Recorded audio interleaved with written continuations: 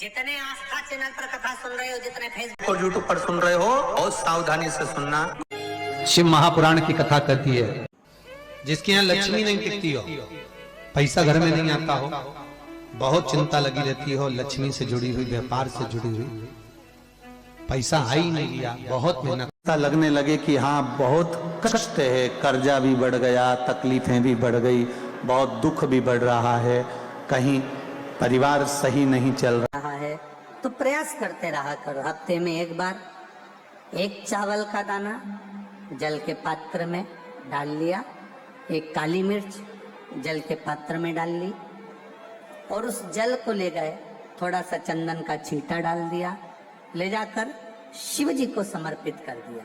शंकर को जल चढ़ाने के लिए 5 स्थान हैं जहां शिव को जल चढ़ाया जाता है, और शंकर उस जल को स्वीकार करते हैं, जिसको पंचगंगा कहा गया है। 5 स्थान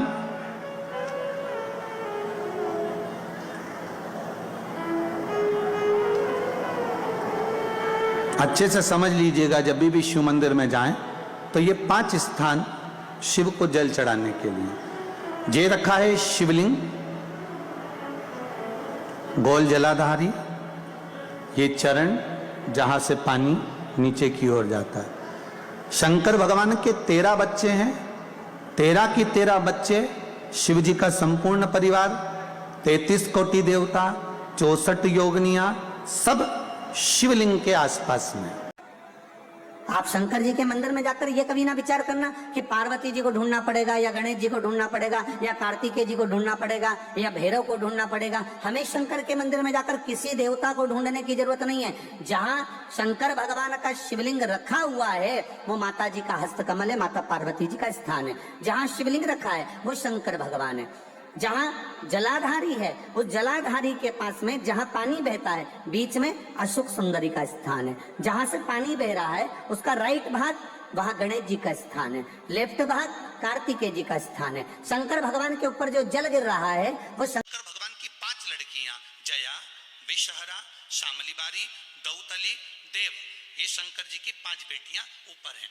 जहां से पानी बहकर उस निकासी से, जहां नाली बनी रहती है, पानी जहां से निकलकर बाहर मंदिर के जा रहा है, वो 33 कोटि देवताओं का स्थान है। इसलिए सारे मंदिरों की परिक्रमा हो सकती है, पर शंकर जी के मंदिर की परिक्रमा नहीं करते, क्योंकि वो जल जो जा रहा है वो 33 कोटि देवताओं का स्थान है, उसको हम लांग नहीं सकते। वो स्थान जल चढ़ाते समय आप इसका स्मरण रखें। पानी का जब पात्र लेकर जाते हैं मंदिर के अंदर, सबसे पहले शिव जी का जो जलाधारी है उसमें राइट भाग पर अपनी मनोकामना कर कर जल चढ़ाएं, फिर लेफ्ट भाग में चढ़ाएं रोग मुक्ति के लिए। अशोक सुंदरी की जगह पर चढ़ाएं, ये 3रा स्थान। 4था स्थान माता पार्वती जी का जो कटी भाग है जहां पर शिवलिंग रखा हुआ है उस भाग पर जल चढ़ाएं, 4था भाग। 5वां भाग शंकर जी के ऊपर चढ़ाएं। ये 5 जगह पर जल क्रम वाइज चढ़ाएं। आप लोग जाते हो डायरेक्ट जाकर शंकर जी पे जल उंडेल करा जाते हो, सीधे गए और शिव जी पे जाकर आपने जल चढ़ा दिया। हमारे यहाँ शास्त्र कहता है, जैसे अपन देवताओं की पूजन करते हैं तो पंडित जी सबसे पहले पूजन किसकी कराते हैं? जम के बोलो जरा, गणेश जी के। गणेश जी के बाद पूजन कराते कराते कराते कराते कराते कराते आगे के सारे देवता कराते कराते कराते कराते फिर मूल पूजन पर पहुंचते हैं। आप डायरेक्ट मूल पूजन पे पहुंच जाते हो। और सरल भाषा में समझ लो, जितनी सरल भाषा में समझोगे ना उतना अपने जीवन में उतर जाएगा।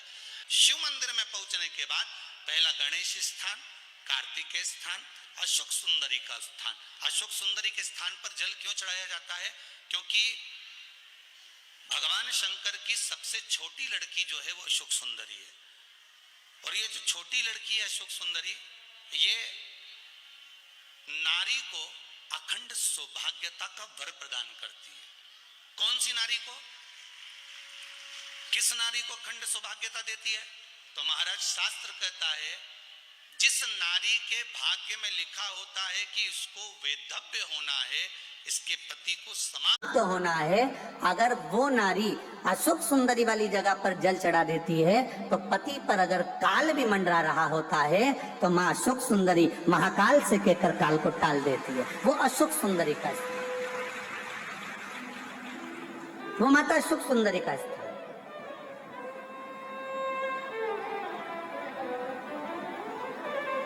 जल चढ़ाने का एक नियम है। यहाँ जल चढ़ाया, फिर कार्तिकेय बाबा को चढ़ाया, फिर अशोक सुंदरी को चढ़ाया, फिर कटी भाग पर।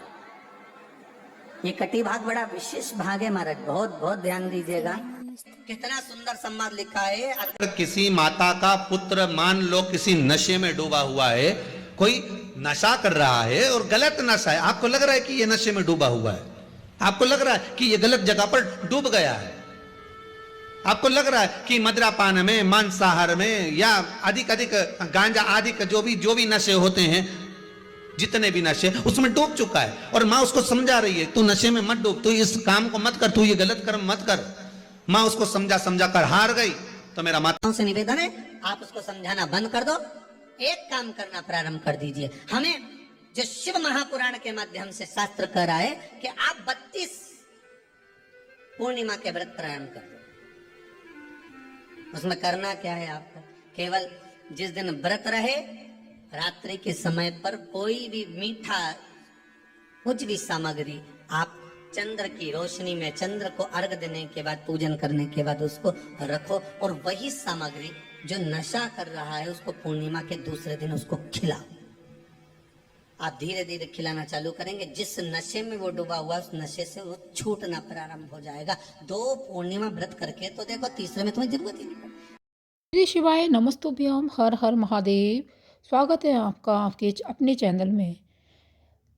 जीवन में अगर आप बहुत सी परेशानियों से गुजर रहे हैं और आपको जीवन में बहुत ही ज़्यादा शारीरिक कष्ट है, तो आप इस उपाय को ज़रूर करके देखिए।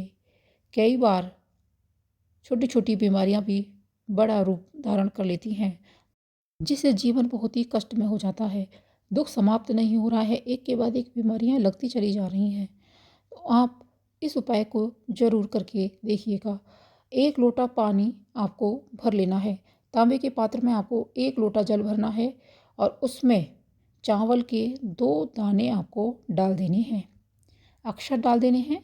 साथ में 1 बेलपत्र अवश्य उसमें डाल दीजिएगा। इसके बाद में आपको थोड़ा सा जल बेलपत्री के वृक्ष के नीचे डाल देना है, थोड़ा सा जल पीपल के वृक्ष के नीचे आपको डाल देना है, और थोड़ा सा जल आंवले का पेड़ मिल जाए या शमी का पेड़ मिल जाए, दोनों में से जिसका भी पेड़ मिल जाए उसके नीचे आपको इसको डाल देना है।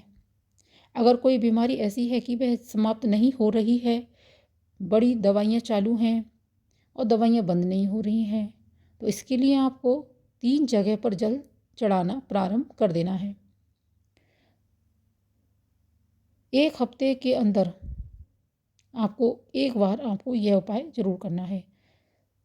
जैसे 1 हफ्ता बीतेगा, आप गोली लेते हैं, टैबलेट जो भी लेते हैं आप, आपके सारे दुख, दवाइयाँ, ये सारी की सारी बंद हो जाएंगी, दूर हो जाएंगी। दोस्तों, आपको इस उपाय को ज़रूर करके देखना है। रोग मुक्ति का बहुत ही सरल सा सीधा सा उपाय है।